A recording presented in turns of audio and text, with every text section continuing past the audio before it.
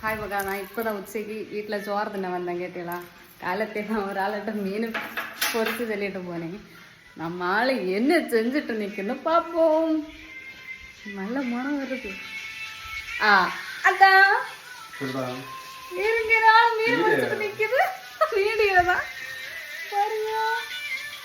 ஐயோ பாவம், ஏன் உங்களை நான் கஷ்டப்படுத்தியனா? சாப்பிடணும், கரெக்ட், தின்னணுமே செய்தான் அவனை. 2 பேரும் ஒரு வீட்டுல வேலை செய்யணும், சரியா?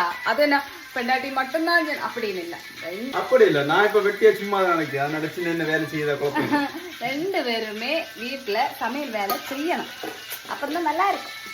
இருங்க, நாள் மீன் பொரிச்சு வச்சிருக்கு, நல்ல வேணும்.